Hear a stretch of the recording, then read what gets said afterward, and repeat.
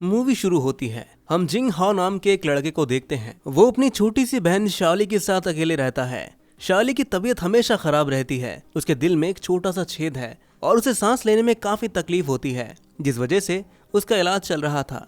और फिर डॉक्टर ने कहा कि जब शाओली 8 साल की हो जाएगी तो उसकी हालत और बिगड़ सकती है, इसलिए इसका जल्द से जल्द ऑपरेशन करवाना होगा। शाओली की मदर भी इसी बीमारी की वजह से मारी गई थी। उनकी मदर के जाने के बाद जिंग हाओ के फादर भी उन्हें छोड़कर चले गए। अब सारी जिम्मेदारी जिंग हाओ के ऊपर है। वो एक छोटी सी मोबाइल का दुकान चलाता है, लेकिन ऑपरेशन के लिए उसे काफी पैसे चाहिए थे। फिर रात को उसका दोस्त यांग चेंग उसे फोन करके एक वेयर हाउस में बुलाता है और उसे एक बड़ा ऑफर देता है। यांग चेंग उसे ढेर सारे पुराने मोबाइल फोन दिखाता है और कहता है कि ये सारा माल एक बिजनेसमैन का है जो भी जेल में बंद है। अगर तुम इनको ठीक करके बेचोगे तो तुम लाखों का मुनाफा कमा सकते हो इससे। तो जिंगपा उन फोनों में से 2-4 फोन अपने साथ घर ले आता है ठीक करने के लिए। वो ये देखकर हैरान रह जाता है कि इन फोनों को बेचकर वो कितना पैसा कमा सकता है। तो वो जल्दी से सारे फोन खरीदने का फैसला करता है। वो अपनी दुकान को गिरवी रखकर पैसे लोन लेता है। फिर अगले ही दिन वो रात को अपना ठीक किया हुआ फोन बेचने के लिए इलेक्ट्रॉनिक सेल्स सेंटर में जाता है। उसकी कीमत सुनकर वो सभी फोन्स को बेचने का हिसाब लगाता है तो उसे लगभग 9 लाख यान का फायदा हो सकता है। इतने पैसों में तो वो अपनी बहन का इलाज करवा ही सकेगा और एक आरामदायक जिंदगी भी बिता सकता है। और जल्दी वो सारे फोन खरीद लेता है, लेकिन उसकी खुशी ज्यादा देर तक टिकने नहीं वाली थी। सरकार ने एक नया कानून बना दिया था जिसके मुताबिक पुराने फोन को बेचना गैर कानूनी है अब से, जिससे जिंगपिंग के सारे सपने टूट जाते हैं। उसके पास ढेर सारे फोन पड़े हैं और उसे समझ में नहीं आ रहा था कि इनका करे तो करे क्या। तभी उसे एक आइडिया आता है। वो शाइनिंग इलेक्ट्रॉनिक्स कंपनी में जाकर उनसे बात करता है।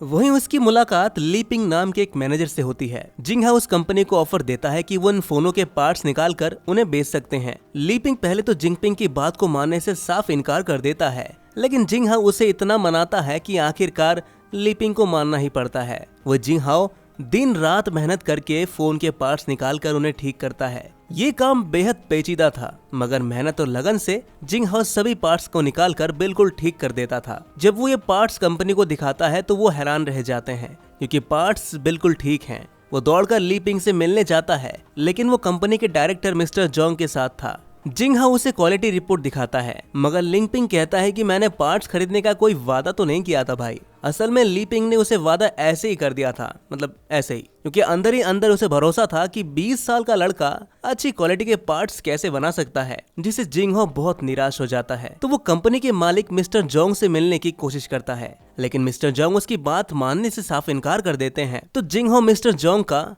बाइक से पीछा करता है और काफी खतरनाक रास्तों से बचते बचाते जोंग की ट्रेन तक पहुंच जाता है। फिर वो मिस्टर जोंग को अपना बिजनेस आइडिया बताता है। मिस्टर जोंग जिंग हाओ को एक मौका देता है, लेकिन वो ये कहते हैं कि अगर तुम नाकामयाब रहे तो सारा खर्च तुम्हें उठाना पड़ेगा। जिंग हाओ ये डील तो मान लेता है। ये डील बहुत ही जोखिम भरा था।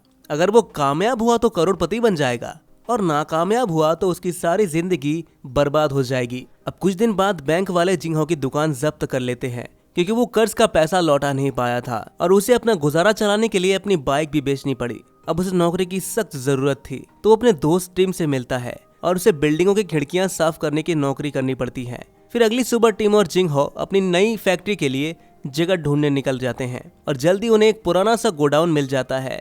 जिंग हाओ उसे 3000 यन देकर किराए पर ले लेता है। इसके बाद वो टीम के साथ मिलकर पूरे गोडाउन की सफाई करता है, ताकि वहां पर फोन को ठीक करने का काम शुरू किया जा सके। अब जिंग हाओ को वर्कर्स की जरूरत थी, लेकिन उसके पास इतने पैसे नहीं थे, इसलिए कोई उसे सलाह देता है कि उन्हें रिटायर्ड लोगों को काम पर रखना चाहिए। उसके बाद वो चुनमई नाम के एक बाहरी लड़की से मिलता है, जो पहले इलेक्ट्रॉनिक्स कंपनी में काम किया करती थी। तो जिंग हाओ उसे भी काम पर रख लेता है। अगला वर्कर है जेम्स, जो पहले मैनेजर हुआ करता था, पर एक दिन उसने किसी को पकड़कर पीट दिया था, जिस वजह से उसे जेल जाना पड़ा। तो वो उसे भी काम पर रख लेता है। अब उसकी अगली मुलाकात हैंगजी नाम के एक लड़के से होती है, जो पूरा दिन गेम्स खेलकर टाइम बर्बाद करता था, पर उसे अब नौकरी की जरूरत थी, क्योंकि उसे अपनी गर्लफ्रेंड से शादी भी करनी है। वही टीम वृद्धाश्रम से कुछ बुजुर्गों को लेकर आता है, जो जिंग हाओ की मदद करना चाहते थे।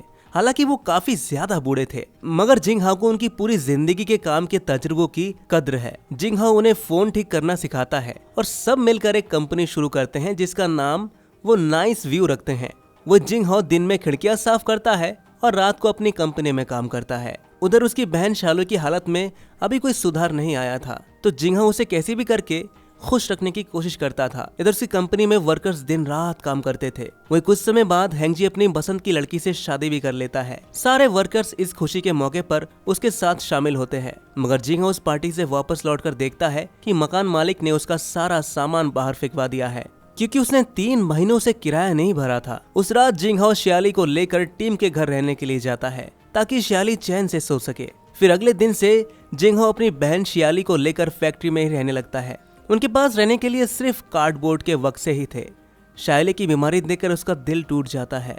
पैसे भी खत्म हो जाते हैं उसके पास। उसे शियाली के इलाज के लिए पैसे जुटाने ही थे। दिन में वो खिड़कियां साफ करता था, रात में फोन के पुर्जे ठीक करता था, लेकिन उसकी मुश्किलें कम नहीं हो रही थी। कुछ दिनों बाद गोदाम वाला उससे 2 महीने का किराया मांगता है। जिंगहो उससे कुछ दिनों की मोहलत मांगता है। वो कहता है कि मैं अभी काफी मुश्किलों से गुजर रहा हूँ, मगर गोदाम के मालिक को इससे कोई फर्क नहीं पड़ रहा था। वो उसे जल्द से जल्द कैसे भी पैसे देने के लिए कहता है। अब एक दिन तूफान में जिंगहो भीगते हुए लिंगपिंग की कार के सामने आ खड़ा होता है और उससे 1 लाख रुपए की भीख मांगता है, क्योंकि उसे अब कोई रास्ता दिखाई नहीं दे रहा था उसके सामने। लेकिन लिंगपिंग उसे साफ मना कर देता है। वो कहता है, मैं कुछ नहीं कर सकता भाई इसमें, और तुम्हारी ये हालत देखकर तो मिस्टर जोंग भी तुमसे मिलना नहीं चाहेंगे। ये सुनकर जिंगहो का दिल टूट जाता है।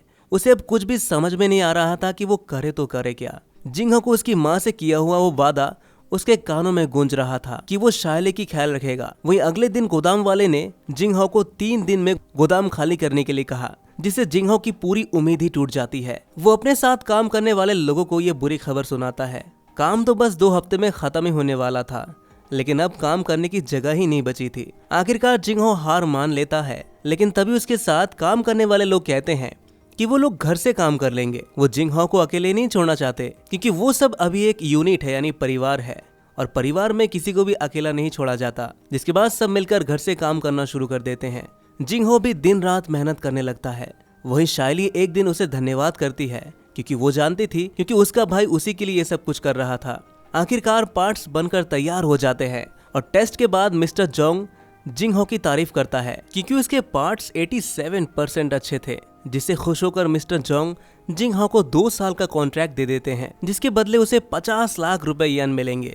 आखिर जिंगहो की मेहनत रंग लाती है और वो शियाली का इलाज भी करवाता है। अब हम 6 साल बाद देखते हैं कि जिंगहो करोड़पति बन चुका था। उसकी कंपनी अब बहुत बड़ी बन चुकी थी और उसने अपने साथ काम करने वाले लोगों को भी अमीर बना दिया था और उनको कभी नहीं छोड़ा। और इसी के साथ ये मूवी यहीं पर खत्म हो जाती है दोस्तों। तो दोस्तों, कैसी लगी आपको ये कहानी कमेंट में जरूर बताइएगा, और ऐसी मूवी एक्सप्लेनेशन देखने के लिए हमारे इस चैनल को सब्सक्राइब जरूर कर लीजिएगा।